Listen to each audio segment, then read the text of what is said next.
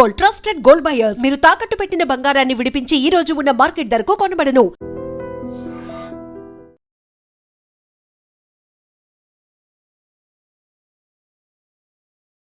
శనికావిశలోనూ తెలుసో తెలియక నేరాలు చేసి జైలు పాలైన కొంతమంది వారిలో సత్ప్రవర్తన వాళ్ళకి రాష్ట్ర ప్రభుత్వం క్షమాభిషేకం ప్రసాదించింది.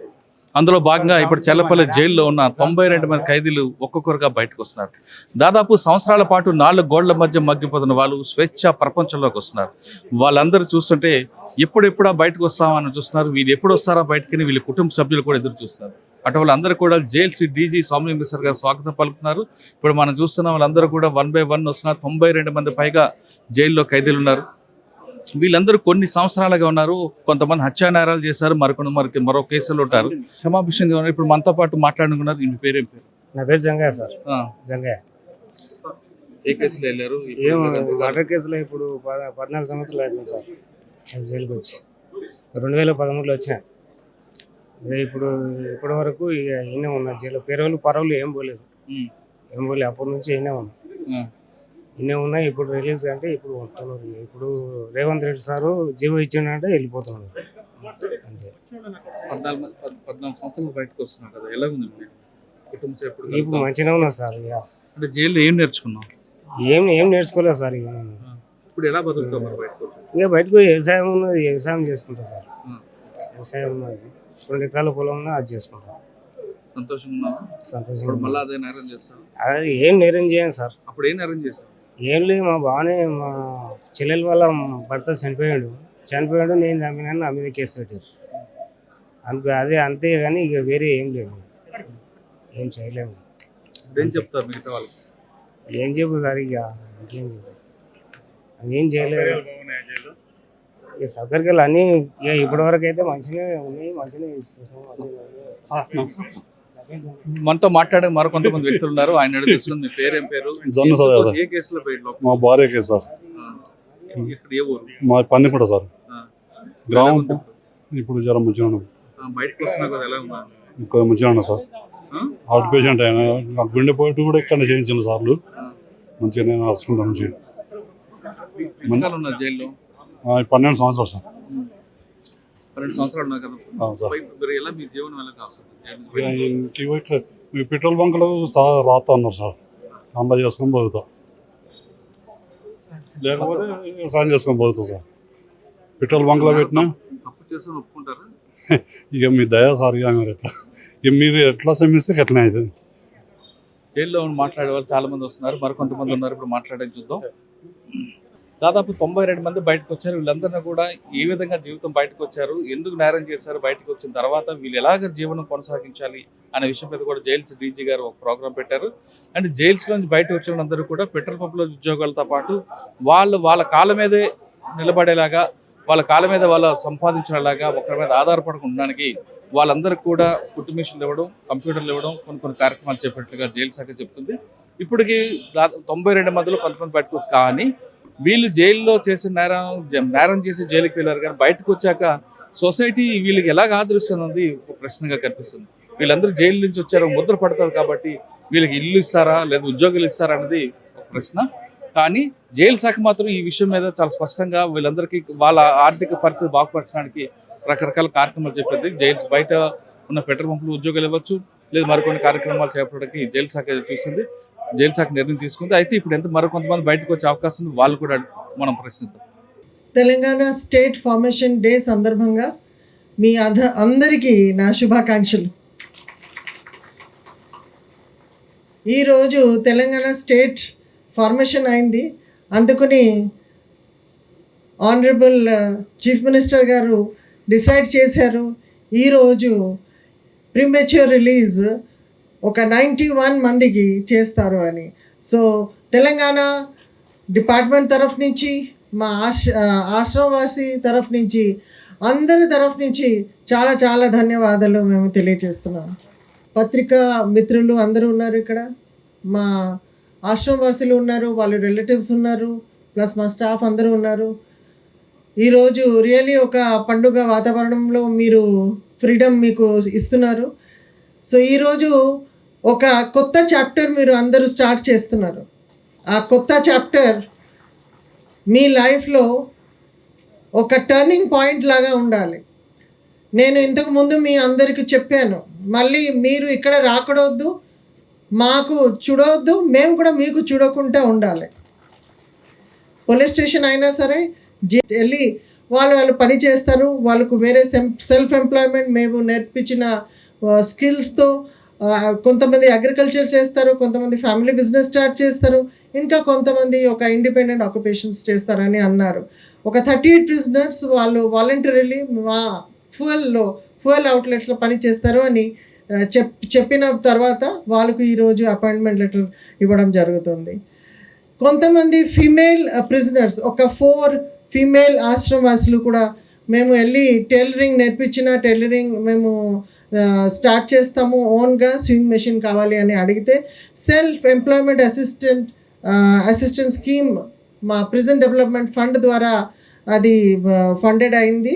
సో దాంట్లో మేము ఒక 4 స్వింగ్ మెషిన్స్ కూడా వాళ్ళకి ఇవ్వడం జరుగుతుంది. వీళ్ళు ప్రిజనర్స్ ఈరోజు ఈ ప్రోగ్రామ్తో ఆగిపోవద్దు. మీరు ఒక లైఫ్ లీడ్ చేశారు, ఇంతకుముందు రాజీ చెప్పినట్టు ప్రిజన్ లోపల ఒక లైఫ్ లీడ్ చేశారు. బట్ మీ రిఫర్మేషన్, మీకు ఇచ్చిన స్కిల్స్, మీ ఎడ్యుకేషన్ ఇక్కడ సీమితంగా ఉండకుండా జైల్ గేట్ తర్వాత కూడా అది మీతో పాటు వెళ్తుంది. మీరు అది సదుపయోగం చేసుకుని మీరు ఒక మంచి పౌరులుగా బయట వెళ్ళి బతుకుంటే మాది ఎంత ఎఫర్ట్ లాస్ట్ ఒక 15 సంవత్సరం నుంచి మీ మీద చేసిన ఎఫర్ట్స్ సార్థకంగా అవుతుంది అని మేము భావిస్తున్నాము. సో మీరు మంచిగా ఉండి మీ పరివారికి మీరు మంచిగా చూసి మీ సమాజంలో మీరు మంచిగా బతుకుంటే మాకు చాలా ఆనందంగా ఉంటుంది. మాకు అదే మా ఆబ్జెక్టివ్, అది మా ధ్యేయం. మీరు మంచిగా ఉంటే మేము కూడా చాలా హ్యాపీ ఫీల్ అవుతాము, మేము కూడా చాలా సాటిస్ఫైడ్గా ఉంటాము. మరి మీరు ఎవరు వస్తే మరి మీకు తెలుసు అది చాలా బ్యాడ్గా ఉంటుంది. మళ్ళీ మీరు మీ జీవితం అంతా మీకు ఎక్కడ గడిపి చేయాలి, మళ్ళీ బయటకు ప్రీమెచ్యూర్ రిలీజ్ ఏమి ఉండదు. సో మీకు ఇప్పుడు వెళ్ళటానికి కూడా ఎలాగ వెళ్ళాలి మీ అన్నీ ఏర్పాటు చేసాము. మీకు తీసుకెళ్ళి బస్ స్టాండ్, రైల్వే స్టేషన్ ఎక్కడెక్కడ మీకు వదిలేయాలి అవి అని ఏర్పాటు చేసాము. మీ జైలు నుంచి కూడా మీ సూపరింటెండెంట్స్ వచ్చారు, మీకు మీ కుటుంబ సభ్యుల అందరికీ ఎలాగ పంపించేయాలి అది కూడా ఏర్పాటు చేసాము. సో ఇది జియో రావడం చాలా ఒక మంచి బిగినింగ్ అని నేను అనుకున్నాము. ఇంతకుముందు ఇది కొత్త ప్రభుత్వం వచ్చిన తర్వాత 2024లో ఒక 213 ప్రిజనర్స్కి ప్రీమెచ్యూర్ రిలీజ్ అయింది. మళ్ళీ సేమ్ గవర్నమెంట్ ప్రభుత్వం టైంలో మళ్ళీ ఈసారి ఒక 91 మెంబర్స్ ప్రీమెచ్యూర్ రిలీజ్ అవ్వడం చాలా మంచి విషయం. ఇది నార్మల్గా ఇలాగా జరగదు యాక్చువల్లీ. బట్ ఇంకా ఒకటి మంచి అభిప్రాయం మేము చేసాము ఏంటి అంటే సుప్రీంకోర్టు గైడ్లైన్స్ ప్రకారం ప్లస్ స్టేట్లో ఉన్న రూల్స్ ప్రకారం మేము ఒక జియో తీసుకొచ్చాము. తద్వారా ఎవ్రీ క్వార్టర్లో రిలీజ్ అవుతారు ప్రీమెచ్యూర్ రిలీజ్. సో ఒక సంవత్సరంలో 3 సార్లు రిలీజ్ అవ్వటానికి అవకాశం ఉంది. బట్ అవకాశం మీరు మీ మంచి బిహేవియర్ ద్వారా, మీ మంచి డిసిప్లిన్ ద్వారా మీరు తెచ్చుకోవాలి. మీరు మా ప్రెజెంట్ రూల్స్ లాస్ ఏమేమి ఉన్నాయి అది పాటించి మీరు మంచిగా బతుకుంటే, డిసిప్లిన్గా బతుకుంటే తప్పకుండా మీకు ఈ అవకాశం వస్తుంది. సో మీరు ఈ అవకాశం తీసుకోవాలా లేదా అది మీ చేతిలో ఉంది. సో మీరు మంచిగా ప్రవర్తిస్తే అది తప్పకుండా మీకు వస్తుంది. సో ఈరోజు చాలా యాక్చువల్లీ సుదినం. మీ అందరికీ ఒకటి సెకండ్ ఛాన్స్ దొరికింది. ఈ ఛాన్స్ ద్వారా మీరు వెళ్ళి మంచిగా బతకాలి, హ్యాపీగా బతకాలి, మీరు హ్యాపీగా ఉండాలి, మీ పరివార వర్గం అందరూ హ్యాపీగా ఉండాలి, మీరు ఎక్కడ ఉంటారో ఆ సమాజం కూడా హ్యాపీగా ఉండాలి. అండ్ మీరు ఇప్పుడు ఒక ప్రొడక్టివ్ మీకు ఎడ్యుకేషన్ ఇచ్చాము, మీకు వొకేషనల్ స్కిల్స్ ఇచ్చాము, మీకు మీ మెంటల్ హెల్త్ మంచిగా అవ్వాలి అని కూడా ప్రయత్నం చేసాము. అన్ని స్థాయిలో మీకు అన్ని ప్రకారం మేము హెల్ప్ చేయడానికి, సపోర్ట్ చేయడానికి ప్రయత్నం చేసాము. ఆ స్కిల్స్ తీసుకుని ఆ ఎడ్యుకేషన్ తీసుకుని మీరు వెళ్ళి మంచిగా బతుకోండి. మీ అందరికీ నా ఆశీర్వాదాలు, శుభాకాంక్షలు. Thank you. మాట్లాడడానికి జైలు శాఖ డీజీ గారు ఉన్నారు. మేడం ఈరోజు ఇంతమంది రిలీజ్ అయ్యారు, వాళ్ళకి ఏ విధంగా ట్రైనింగ్ ఇచ్చారు? వాళ్ళ సెల్ఫ్ దీంట్లో ట్రైనింగ్ ఉండాలా, లేదా ఒకవేళ నేరం చేసి మళ్ళీ లోపలికి వస్తే వాళ్ళకి ఎలాగ ట్రీట్మెంట్ ఉంటుంది? ఇక్కడికి వచ్చిన తర్వాత మేము చూస్తాము దట్ వాళ్ళు ఏ స్కిల్లో ఇంట్రెస్టెడ్ ఉన్నారు ప్లస్ కేపబుల్ ఉన్నారు, అది చూసుకుని వాళ్ళకు ఆ టైప్లో ఎంతమంది బయట? ఇస్తాం. ఈరోజు తెలంగాణ ఫార్మేషన్ డే సందర్భంగా ఒక 91 ప్రిజనర్స్కు విడుదల జరిగింది.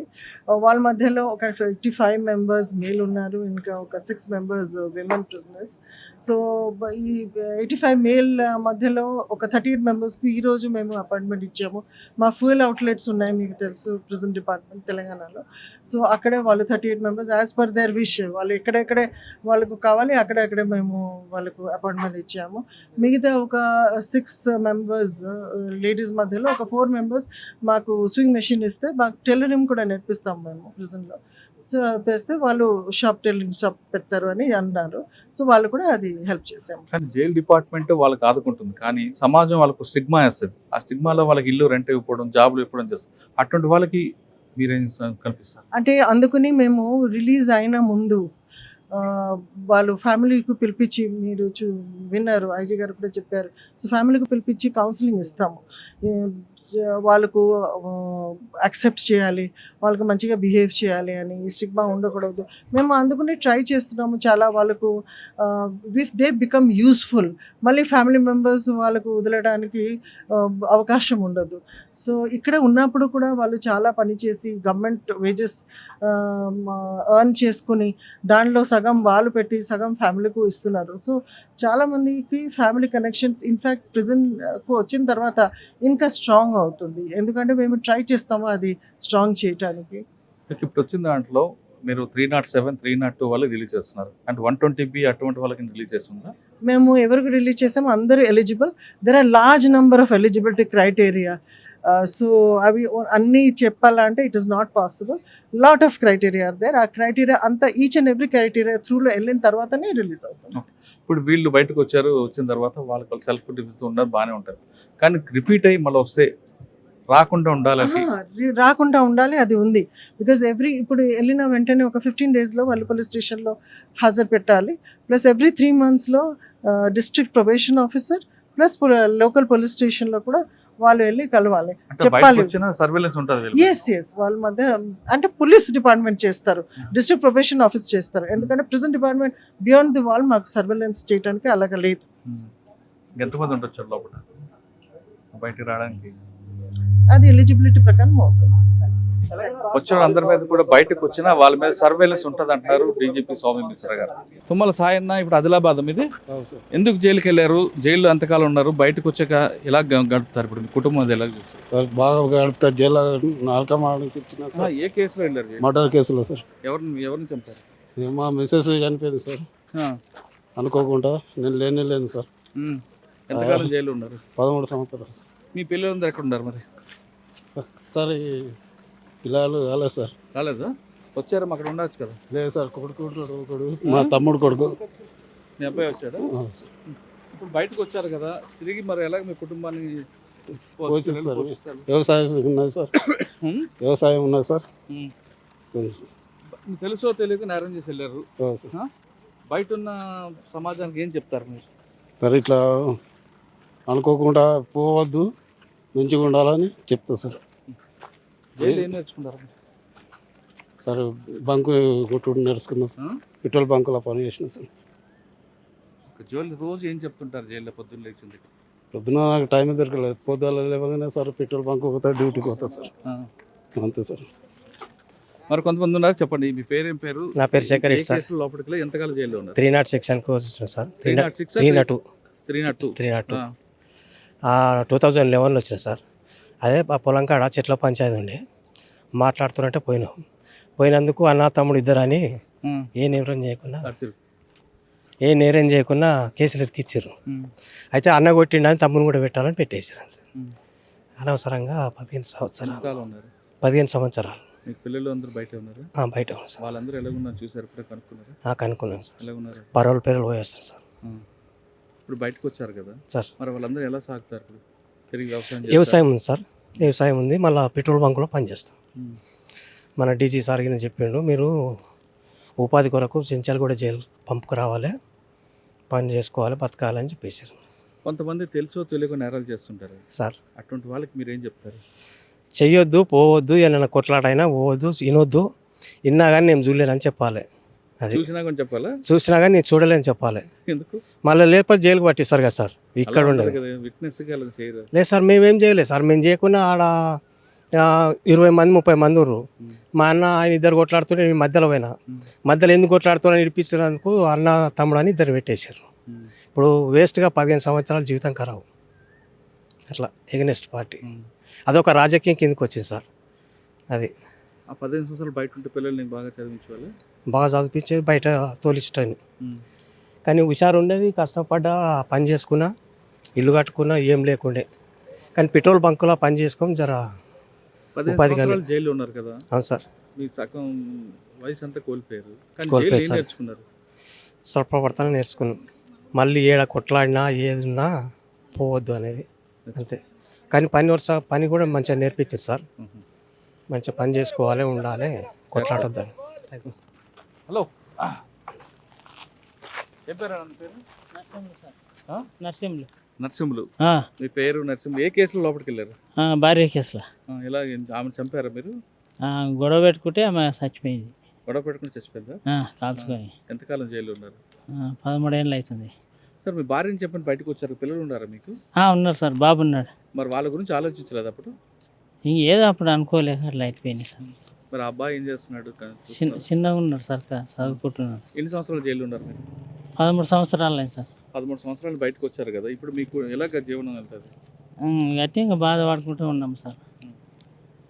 మరి ఇల్లు ఆకలి అని కుటుంబం పోషణ అది ఎలా? అంతే గట్లే పాకం అయిపోయింది. సరే, తెలుసో తెలియక నేరాలు చేస్తుంటారు, అటువంటి వాళ్ళకి మీరు ఏం చెప్తారు? ఇంక తెలియదు, ఇప్పుడు చేయొద్దు అని చెప్పాలి సార్. ఏం డబ్బులు పట్టుకు అవి పని చేసిన డబ్బులు ఇచ్చారు సార్. ఇచ్చారు? అదే ఇప్పుడు లెక్క ఉన్నాయి, 15,000 ఉన్నాయి. అట్లా జైల్లో ఏం నేర్చుకున్నారు మీరు? ఇంక స్కూళ్ళు అవి ఇవి నేర్చుకున్నాం సార్. ఇంకా బాధపడుకుంటే ఇంక స్కూల్ నేర్చుకుని కూడా బాగా రాలే. అవు సార్.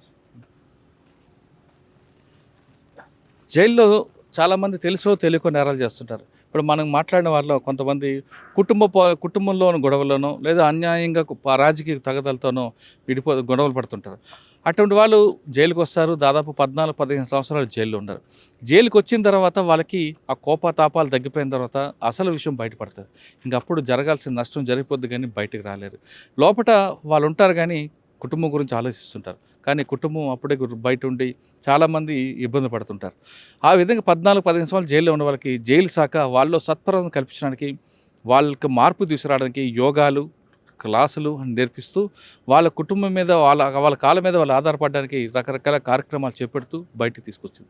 ఆ విధంగా 14-15 సంవత్సరాలు జైల్లో వాళ్ళందరూ కూడా బయటకు వచ్చారు. తెలంగాణ రాష్ట్రం మొత్తం మీద కూడా దాదాపు 100 మంది పైగా వచ్చారు. ముఖ్యంగా చర్లపల్లి జైల్లోనే 90 మంది పైగా వచ్చారు. వీళ్ళందరూ కూడా జైలు శాఖ వాళ్ళకి స్వయం ఉపాధి కల్పించుకోవడానికి నాకు కావాల్సిన అన్ని ఏర్పాట్లు చేసి శిక్షణ ఇప్పించి బయట పంపించింది. అంతేకాకుండా వీళ్ళు ఎవరైనా పని చేస్తామంటే వాళ్ళకి జైలు శాఖలో పెట్రోల్ బంకులో ఉద్యోగాలు, అదేవిధంగా స్కూల్లో ఉద్యోగాలు, స్కూల్లో టీచర్ ఉద్యోగాలు, కొన్ని కార్యక్రమాలు వేసి పంపిస్తుంది. కాబట్టి వీళ్ళు వచ్చిన వాళ్ళందరూ కూడా ఖచ్చితంగా వాళ్ళ కాలం మీద నిలబడతారు. అయితే వీళ్ళు చెప్పింది మంచి మెసేజ్ ఏంటంటే, క్షణికావేశంలో నేరాలు చేయొద్దు, చేసి మాలాగా జైలు జీవితం కావద్దు. జైలుకి వచ్చిన వాళ్ళందరూ కూడా సుఖపడరు, చాలా బాధపడతారు. జైల్లో సమయానికి భోజనం దొరికినా, అన్ని ఏర్పాటు ఉన్నా కుటుంబం మన స్వేచ్ఛ కోల్పోతామన్నది వాళ్ళు చెప్తున్నారు. ఏ నేరం చేసి వచ్చావు? సార్, నా పేరు పిట్ల నరేష్, మేము ముత్తరాజు సార్. నాకు 3 ఆడపిల్లలు. నేను నా తమ్ముడిని కేసులో నేను లోపలికి రావడం జరిగింది సార్. ఆ రోజు చేయని తప్పుకి, అంటే కొన్ని మాటల యుద్ధం. ఇప్పుడు సార్, మీకు తమ్ముడు ఉన్నాడు, మాకు తమ్ముడు ఉన్నాడు.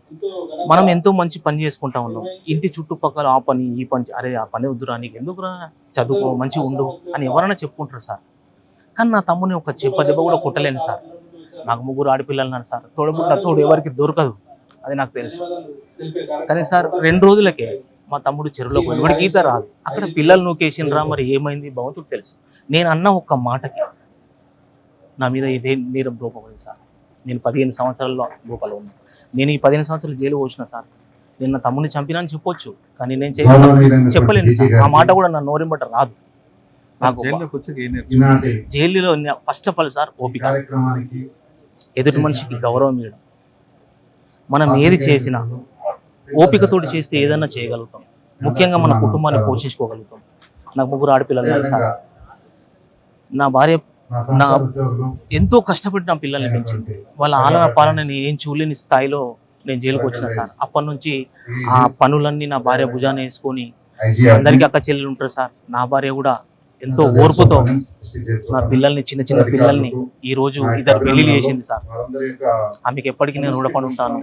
ఇప్పుడు నా పిల్లలు నేను రాక కోసం ఎంతో ఆనందంగా ఎదురు చూస్తూ ఉన్నారు సార్. అది నేను మన ముఖ్యమంత్రి రేవంత్ రెడ్డి గారికి నేను ఎప్పటికీ మా ఖైదీ సోదరుల తరఫున, అందరి తరఫున ఆయన పాదాలకు నమస్కరిస్తున్నాను. కొంతమంది తెలుసో తెలియక నేరం చేస్తారు, కొంతమంది కావాలని చేస్తుంటారు. ఆ జైలుకి వెళ్తే ఏమవుతుంది, మన పథకాలు బయటకు వస్తాం. అటువంటి ఆలోచన మీరు ఏం చెప్తారు సార్? అటువంటి ఆలోచనతోటి తక్కువ మంది సార్, తక్కువ మంది. ఒక్కసారి తప్పు చేసిన వాళ్ళు మళ్ళీ జైలుకు రావడం అనేది జరగదు. నేనేమంటా అంటే సార్, తప్పుకు ప్రాయశ్చితం అనేది ఉంటుంది. చెయ్యని వాళ్ళు, చేసిన వాళ్ళు, అసలు మనకి ఎందుకు తప్పు చేయాలి, అసలు చేయాల్సిన అవసరం ఏంది అనేది 2 ఉంటాయి సార్. చాతగాని వాళ్ళు చేసేది అలాంటి పని సార్, చాతగాని వాళ్ళు చేసేది మంచి పని సార్. ఒకసారి సార్ ఒక్కసారి జైలుకి వెళ్ళి బయటకు వచ్చినాక సార్ మళ్ళీ ఆ తప్పు చేయాలనే ఆలోచన రాదు సార్. ఎందుకు రాదంటే జైలు చాలా నేర్పింది, ఎలా ఉండాలి నేర్పింది, ఏం ఉపాధి నేర్చుకుంటామని నేర్పింది, ఎంత గౌరవంగా బతకాలనే స్వేచ్ఛ కూడా మాకు. అధికారులకు మేము ఎప్పుడు మర్యాద ఇస్తూ వాళ్ళ మంచి నేర్చుకుంటూ మా కుటుంబం కోసం మేము ఏమైనా చేయాలి, మా కుటుంబాన్ని పోషించుకోవాలి అన్న ఆలోచనతో ఈ 15 సంవత్సరాలతో ఎదురు చూసి ఇప్పుడు బయటకు వచ్చింది. నీ పేరేం పేరు, ఏ కేసులో జైలుకి వచ్చారు, ఏ కేసులో జైలుకి వచ్చారు, ఎంతకాలం ఉన్నారు, బయటికి వెళ్ళి ఎలా జీవిస్తారు? నా పేరు బండారు లక్ష్మి. 8 సంవత్సరాలు జైల్లో ఉన్నాను. నాది భర్త కేసు. నా కేసులో భర్త చనిపోయాడు. ఎందుకు భర్తను చంపారా? చంపలే కానీ వేరే చంపితే అది నా మీద వచ్చింది అనమాట. వచ్చి గొడవలలో చనిపోయాడు. చనిపోతే నేనే చేసిన అన్నట్టు చేసి ఆ కేసు 5 ఏళ్ళు బయట నడిచింది. 8 సంవత్సరాలు జైల్లో ఉన్నారు. జైల్లో ఉన్నాను. పిల్లలు, కుటుంబం ఎలా మరి? బాగానే ఉన్నారు. పెద్దోళ్ళు పిల్లలు పెద్దవాళ్ళు. మా అత్త మామ ఉన్నారు, బావ ఉన్నాడు, యారాలు ఉన్నది, నడుస్తుంది. మరి ఇప్పుడు బయట 8 సంవత్సరాల్లో ఎప్పుడు పిల్లలు గుర్తురాలేదా మీకు? వస్తుంటారు కదా, ములాఖత్కి వస్తుంటారు. ఇప్పుడు బయటికి వెళ్తున్నావు కదా, ఎలా ఉంటారు మరి? ఇక్కడ జీవిస్తారు? ఇక్కడ అంతా మేము నేర్చుకున్నాము. జైల్లో మాకు జైలు లాగా లేకుండా అది శిక్షణ కార్యాలయం లాగా ఉండే. మాకు ముందు చదువు కూడా రాకపోవు. జైల్లో వచ్చిన తర్వాత మొత్తం చదువు నేర్పించారు మాకు. రాయడము, చదవడము అన్నీ నేర్చుకున్నాము. మళ్ళీ టైలరింగ్ ఫుల్గా నేర్పించారు. క్యాండిల్స్ తయారు చేస్తారు కదా సార్, క్యాండిల్స్ నేర్పించారు. మనకి ఇట్లా ప్రింట్ వర్క్ అనేది నేర్పించారు. మనకు బేకరీ ఉంటుంది కదా, బేకరీది కూడా మొత్తం వర్క్ నేర్పించారు. చాలా ఉంటాయి మనకు జైల్లో నేర్చుకునేటి. మీ కేసు పక్కన పెడితే చిన్న చిన్న శనికావేశాలు నేరాలు చేస్తారు. ఆ విధంగా ఆలోచన లేకుండా నేరాలు చేసే వాళ్ళకి మీరు ఇచ్చే సమాధానం? మనకు కొంచెం ఓపిక, సహనం ఉండి కొంచెం ఆలోచిస్తే ఆ పెద్ద దాంట్లోకి వెళ్ళి మనం తప్పు చేయకుండా ఉంటాం కదా సార్. ఆ క్షణిక ఆవేశంలలోనే ఇంత కథలే ఇన్ని సంవత్సరాలు మన లైఫ్ పాడైపోయినట్టు అనిపిస్తుంది. కానీ అలా ఉండదు. మనకు జైలు అంటే ఒక శిక్షణ కార్యాలయం ఉండి మనకు శిక్షణ అంతా నేర్పిస్తారు. మళ్ళీ రేపు బయట పోయినాక మన సమాజంలో, మన కుటుంబంలో ఎవరు రానియకున్నా మన కాళ్ళ మీద మనం నిలబడి మనం బతికి మనం కుటుంబాన్ని కూడా బతికిచ్చే పొజిషన్ వరకు మనం తీసుకొస్తారు సార్.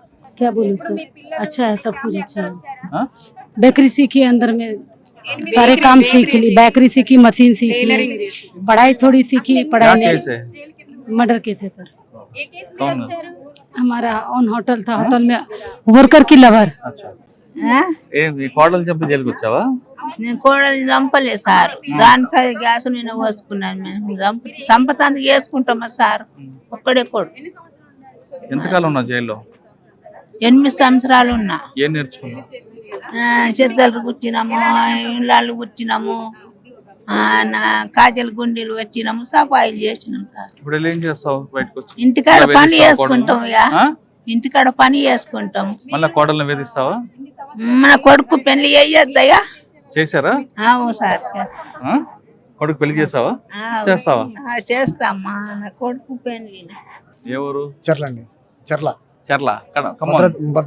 చెర్ల. అక్కడ ఎవరిని చంపావు? ఇక్కడ చిన్న గొడవలో అయిందండి. చంపారా? ఆ, సార్. శనికావేశం శనికావేశం ఎంతకాలం ఉన్నారు జైల్లో? 16 సంవత్సరాలు. 16 సంవత్సరాలు. ఏం సాధించారండి జైలుకి వచ్చినారు? సాధించిందంటే జీవితం నాశనం చేసుకున్నాం. జీవితం నాశనం చేసుకున్నాం. ఏం నేర్చుకున్నారు జైల్లో? నేర్చుకున్నాం అంటే ఇక ఎట్లుండాలి అనేది.